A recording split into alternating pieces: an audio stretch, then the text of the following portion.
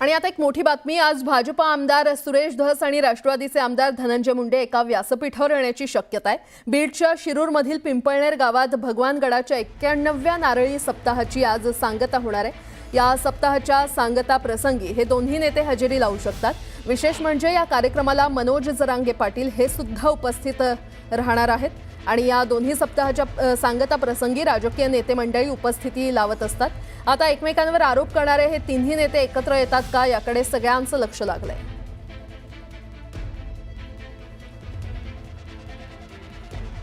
पुन्हा एकदा बातम्या। मुंबई भाजपच्या अंतर्गत निवड प्रक्रियेला वेग। भाजपच्या प्रमुख नेत्यांची आज महत्त्वाची बैठक। मुंबई जिल्हाध्यक्ष निवडीवर होणार चर्चा।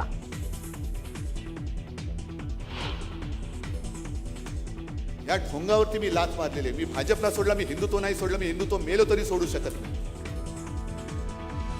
मी हिंदुत्व सोडल्याचा भाजपकडून अपप्रचार। नाशिकच्या शिबिरातून उद्धव ठाकरेंचा घणाघात।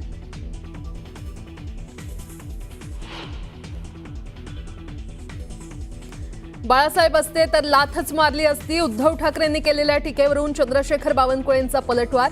बाळासाहेबांच्या आवाजाचा गैरवापर नको असंही सुनावलं।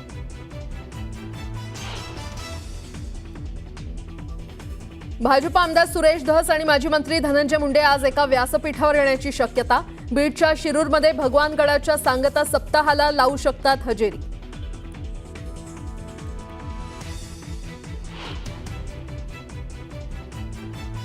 गोंदियात महापुरुषांचा अवमान केल्याच्या कारणावरून काही काळ तणाव। पोलिसांनी व्यापाऱ्याला घेतलं ताब्यात। नागरिकांना शांतता राखण्याचं आवाहन।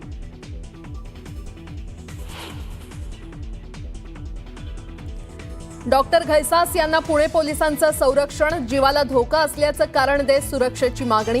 तनिषा भिसे मृत्यू प्रकरणात घैसास यांच्यावर डिपॉझिट मागितल्याचा आरोप।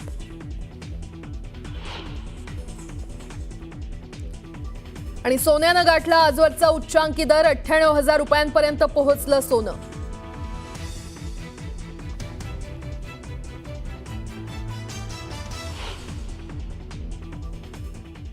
नमस्कार, सुप्रभात, गुड मॉर्निंग। मी प्राजक्ता तांडेल। तुम्ही पाहताय न्यूज 18 लोकमत।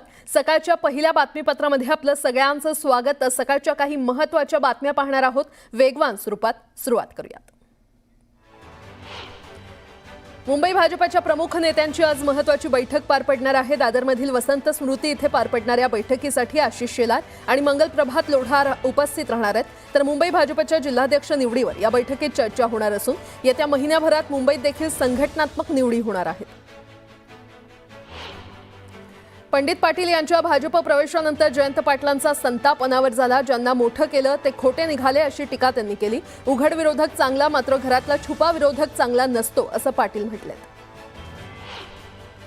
पालकमंत्री अजित पवार यांच्या पुढाकारातून बीड जिल्ह्यासाठी CIIT प्रकल्पाला मान्यता मिळालेली आहे। टाटा टेक्नॉलॉजी कंपनी 191 कोटी रुपये खर्चून हा प्रकल्प बीडमध्ये उभारणार आहे। यातून दरवर्षी 7,000 युवकांना मोफत जागतिक दर्जाचं औद्योगिक आणि तांत्रिक प्रशिक्षण मिळणार आहे। याबाबत आमदार धनंजय मुंडेंनी Xवर पोस्ट करत अजित पवार यांचे आभार मानले। नाशिकमध्ये शिवसेना उबाठा पक्षाचं निर्धार शिबिर पार पडलं आणि या शिबिरात बाळासाहेब ठाकरेंच्या आवाजात एक व्हिडिओ क्लिप दाखवण्यात आली। महाराष्ट्रात आम्ही आधार दिला म्हणून तुम्ही वाढलात अशा शब्दात बाळासाहेबांनी भाजपवर निशाणा साधला। नाशिक आणि शिवसेनेचं एक नातं। बाळासाहेब ठाकरेंच्या AI भाषणावरून भाजप प्रदेशाध्यक्ष चंद्रशेखर बावनकुळे यांनी टीका केली आहे। आपला आवाज कुणी ऐकत नाही म्हणून आपले विचार बाळासाहेब ठाकरे यांच्या आवाजात ऐकवण्याचा पोरकेटपणा उबाटानं केलाय। बाळासाहेबांचे विचार बुडवले, आता त्यांच्या आवाजाचा गैरवापर करू नका अशा शब्दात बावनकुळेंनी उबाठावर निशाणा साधलाय। महाराष्ट्राची दिशा आपण ठरवणार, गद्दार दिशा ठरवू शकत नाही असा हल्लाबोल उद्धव ठाकरेंनी केला। हा महाराष्ट्र कुणाची मस्ती खपवून घेणारा नाहीये असं ठाकरे म्हटले। नाशिकच्या मेळाव्यात उद्धव ठाकरेंनी सरकारला धारेवर धरलं। आज मुंबई लुटली जात आहे आणि सर्व गुजरातला नेलं जात आहे अशी टीका उद्धव ठाकरेंनी केली। पराभवानं खचून जाणारे आम्ही नाही। कोणाला वाटत असेल आम्ही खचलो, पण यापेक्षा वाईट काळ आम्ही पाहिलाय। छावासारखा संघर्ष आमच्या पाठीशी आलाय असं प्रतिपादन राऊतांनी केलं। शिबिरात अडथळे आणल्याचा आरोप राऊतांनी सत्ताधाऱ्यांवर केला। ईव्हीएम हॅक करून निकाल बदलले जाऊ शकतात। अमेरिकन गुप्तचर विभागाचे अधिकारी तुलसी गबाड यांच्या वक्तव्याचा दाखला देत संजय राऊतांनी भाजपवर निशाणा साधला। नाशिक मेळाव्यात उद्धव ठाकरेंनी राष्ट्रीय स्वयंसेवक संघासह भाजपवर निशाणा साधला। राष्ट्रीय स्वयंसेवक संघानं दलित सरसंघचालक करून दाखवावं असं आवाहन ठाकरेंनी केलं। तर भाजपचं बुरसटलेलं हिंदुत्व मला मान्य नाही असं ठाकरे म्हटलेत। राज्याचे उपमुख्यमंत्री एकनाथ शिंदे दरेगावात दाखल झाले। पुढील 3 दिवस ते दरेगावात मुक्कामी असणार आहेत। या 3 दिवसात ते कुटुंबासोबत वेळ घालवत कौटुंबिक कार्यक्रमामध्ये सहभागी होणार आहेत। जे गावाला गेले ते आजही टीव्ही समोर बसून आमचा निर्धार मेळावा पाहतायत अशा शब्दात राऊतांनी पुन्हा एकदा उपमुख्यमंत्री एकनाथ शिंदेंना डिवचलं। आजही अमावस्या पौर्णिमा आली की आम्हाला भीती वाटते असा मिश्किल टोला राऊतांनी लगावला।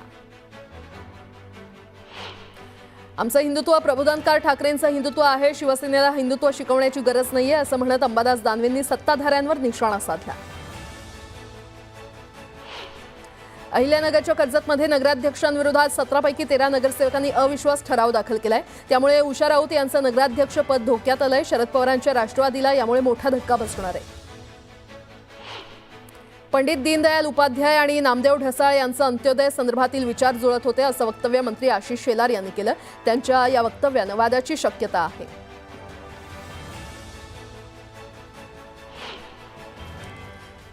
आणि आता एक मोठी बातमी। आज भाजपा आमदार सुरेश धस आणि राष्ट्रवादीचे आमदार धनंजय मुंडे एका व्यासपीठावर येण्याची शक्यता आहे। बीडच्या शिरूरमधील पिंपळनेर गावात भगवानगडाच्या 91व्या नारळी सप्ताहाची आज सांगता होणार आहे। या सप्ताहाच्या सांगता प्रसंगी हे दोन्ही नेते हजेरी लावू शकतात। विशेष म्हणजे या कार्यक्रमाला मनोज जरांगे पाटील हे सुद्धा उपस्थित राहणार आहेत आणि या दोन्ही सप्ताहाच्या सांगता प्रसंगी राजकीय नेते मंडळी उपस्थिती लावत असतात। आता एकमेकांवर आरोप करणारे हे तिन्ही नेते एकत्र येतात का याकडे सगळ्यांचं लक्ष लागलंय।